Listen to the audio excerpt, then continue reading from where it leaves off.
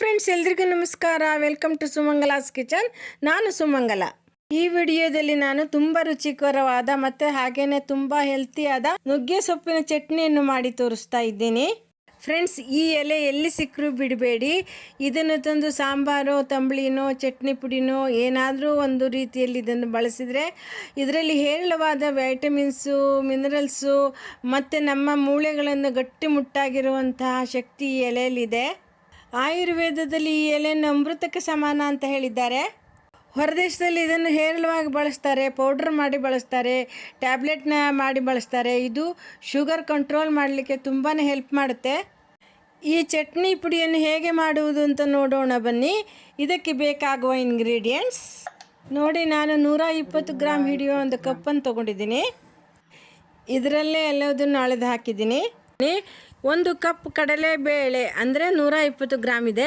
120 gram ಉದ್ದಿನ ಬೇಳೆ, 120 gram ಕೊತ್ತಂಬರಿ ಬೀಜ, 2 ಟೇಬಲ್ ಸ್ಪೂನ್ ಜೀರಿಗೆ, 120 ಗ್ರಾಮ್ ಶೇಂಗಾ ಬೀಜ, ಲಿಂಬು ಗಾತ್ರದ ಹುಣಸೆಹಣ್ಣು, ರುಚಿಗೆ ತಕ್ಕಷ್ಟು ಉಪ್ಪು, 10-12 ಬ್ಯಾಡಿಗೆ ಕೆಂಪು ಒಣ ಮೆಣಸಿನಕಾಯಿ, ಹಾಗೆಯೇ 10-15 ಬೆಳ್ಳುಳ್ಳಿ ಎಸಳು, ನುಗ್ಗೆ ಸೊಪ್ಪು. ಇದನ್ನು ನಿನ್ನೆನೇ ಕ್ಲೀನಾಗಿ ತೊಳೆದು ನೆರಳಿನಲ್ಲಿ ಒಣಗಿಸಿ ಡಬ್ಬಿಗೆ ಹಾಕಿ ಫ್ರಿಜ್ಜಿನಲ್ಲಿ ಇಟ್ಟಿದ್ದೆ. ಈ ರೀತಿ ಮಾಡಿಕೊಂಡ್ರೆ ಚಟ್ನಿ ಪುಡಿ ಮಾಡಲು ತುಂಬಾ ಸುಲಭವಾಗುತ್ತೆ. ನೀರೆಲ್ಲ ಆರಿ ಚೆನ್ನಾಗಿ ಒಣಗಿದೆ. 10-12 ಕಡ್ಡಿ ಕರಿಬೇವು, ಅರಿಶಿನ, ಹಾಗೆಯೇ ಸ್ವಲ್ಪ ಇಂಗು. ಸ್ಟವ್ ಮೇಲೆ ಒಂದು ಕಡಾಯಿ ಇಟ್ಟು ಸ್ಟವ್ ಆನ್ ಮಾಡಿಕೊಳ್ಳೋಣ. ಇದಕ್ಕೆ ಸ್ವಲ್ಪ ಎಣ್ಣೆ ಹಾಕ್ತಾಯಿದ್ದೀನಿ.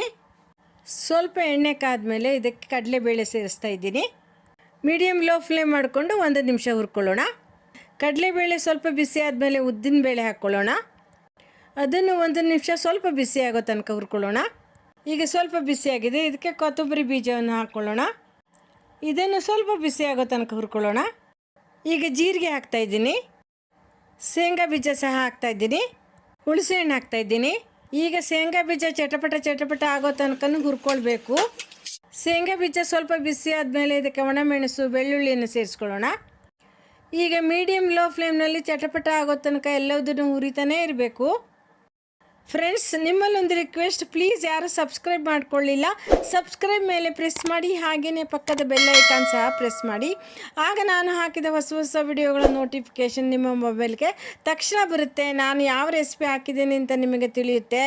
ಅದು ನಿಮಗೆ ಇಷ್ಟ ಆದರೆ ಮಾಡ್ಕೊಳ್ಬೋದು. ನೋಡಿ, ನಾನೀಗ ನುಗ್ಗೆ ಸೊಪ್ಪಿನ ಚಟ್ನಿ ಪುಡಿಯನ್ನು ಮಾಡಿ ತೋರಿಸ್ತಾ ಇದ್ದೀನಿ. ಇದು ತುಂಬಾ ಹೆಲ್ತಿಗೆ ಒಳ್ಳೆಯದು.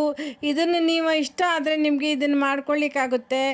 ಮತ್ತು ನಿಮ್ಮ ಮನೆಯಲ್ಲಿ ಯಾರಾದರೂ ಶುಗರ್ ಪೇಷಂಟ್ ಇದ್ದರೆ ಇದನ್ನು ಮಾಡಿಟ್ರೆ ತಿಂಗಳಾನುಗಟ್ಟಲೆ ಇದನ್ನು ಹಾಕ್ಕೊಂಡು ಊಟ ಮಾಡಲಿಕ್ಕಾಗುತ್ತೆ. ಅವರಿಗೆ ಶುಗರ್ ಕಂಟ್ರೋಲಿಗೆ ಬರುತ್ತೆ. ಸುಮಾರು ಹೊತ್ತು ಹುರಿದಿದ್ದೀನಿ ನೋಡಿ. ಈಗ ಕಡಲೆಬೇಳೆ ಎಲ್ಲ ಬ್ರೌನ್ ಕಲರಿಗೆ ತಿರುಗಿದೆ, ಚಟಪಟ ಆಗ್ತಾಯಿದೆ. ಈಗ ಇದಕ್ಕೆ ರುಚಿಗೆ ತಕ್ಕಷ್ಟು ಉಪ್ಪು ಸೇರಿಸ್ತಾ ಇದ್ದೀನಿ. ಸಾಧಾರಣ 1.5 ಟೀ ಸ್ಪೂನ್ ಇರ್ಬೋದು. ಹುರಿದ ಇಂಗ್ರೀಡಿಯೆಂಟ್ಸ್ನ ಒಂದು ಪ್ಲೇಟಿಗೆ ಹಾಕ್ತಾಯಿದ್ದೀನಿ, ಅದು ತಣ್ಣಗಾಗಲಿ. ಅದೇ ಕಡಾಯಿಗೆ ಸ್ವಲ್ಪ ಎಣ್ಣೆ ಹಾಕ್ಕೊಂಡು ಸ್ಟವ್ ಆನ್ ಮಾಡ್ತಾಯಿದ್ದೀನಿ. ಎಣ್ಣೆ ಕಾದಿದೆ. ನುಗ್ಗೆ ಸೊಪ್ಪನ್ನು ಹಾಕೋಣ. 4 ಮುಷ್ಟಿ ನುಗ್ಗೆ ಸೊಪ್ಪಾಗಿದೆ. ಇದ್ರ ಜೊತೆಗೆ ಕರಿಬೇವಿನ ಸೊಪ್ಪನ್ನು ಸಹ ಹಾಕ್ತಾಯಿದ್ದೀನಿ. ಇದನ್ನು ಸಹ ಮೀಡಿಯಮ್ ಲೋ ಫ್ಲೇಮ್ನಲ್ಲೇ ನಿಧಾನವಾಗಿ ಹುರ್ಕೊಳ್ಬೇಕು. ನೋಡಿ, ಚೆನ್ನಾಗಿ ಹುರಿದು ಬರ್ತಾಯಿದೆ. ಇದು ಗರ್ಗರಿಯಾಗೋ ತನಕ ಹುರಿಬೇಕು. ಎಲ್ಲ ಸೊಪ್ಪು ಚೆನ್ನಾಗಿ ಗರ್ಗರಿಯಾಗಿದೆ. ಸ್ಟವ್ ಆಫ್ ಮಾಡ್ತಾಯಿದ್ದೀನಿ. ಸೊಪ್ಪು ಬಿಸಿ ಇರುವಾಗಲೇ ಅದಕ್ಕೆ 1/2 ಟೀ ಸ್ಪೂನ್ ಅರಿಶಿನ ಪುಡಿ ಹಾಕ್ತಾಯಿದ್ದೀನಿ. ಅದರ ಬಿಸಿಗೆ ಅದು ಹುರಿದೋಗುತ್ತೆ. ಇದನ್ನು ತಣ್ಣಗಾಗಲಿಕ್ಕೆ ಬಿಡೋಣ.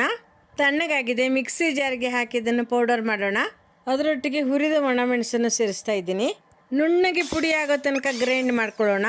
ಈಗ ಎಲ್ಲ ಬೇಳೆ ಕಾಳುಗಳನ್ನು ಹಾಕ್ಕೊಳ್ತಾ ಇದ್ದೀನಿ. ಅದನ್ನು ಚೆನ್ನಾಗಿ ಮೇಲೆ ಕೆಳಗೆ ಮಾಡಿ ಮಿಕ್ಸ್ ಮಾಡ್ಕೊಳ್ರಿ. ದೊಡ್ಡ ಮಿಕ್ಸರಲ್ಲಿ ಸರಿ ಗ್ರೈಂಡ್ ಆಗ್ತಾ ಇರಲಿಲ್ಲ, ಆದ್ದರಿಂದ ಸಣ್ಣ ಮಿಕ್ಸರಿಗೆ ಹಾಕಿ ತರಿತರಿಯಾಗಿ ಗ್ರೈಂಡ್ ಮಾಡ್ಕೊಂಡಿದ್ದೀನಿ. ಗ್ರೈಂಡ್ ಮಾಡಿದ ಎಲ್ಲ ಪುಡಿಯನ್ನು ಒಂದು ಪಾತ್ರೆಗೆ ಹಾಕ್ಕೊಂಡಿದ್ದೀನಿ. ಈ ಚಟ್ನಿ ಪುಡಿಯನ್ನು ಬಿಸಿ ಅನ್ನಕ್ಕೆ ಹಾಕಿ ಸರ್ವ್ ಮಾಡ್ತಾಯಿದ್ದೀನಿ.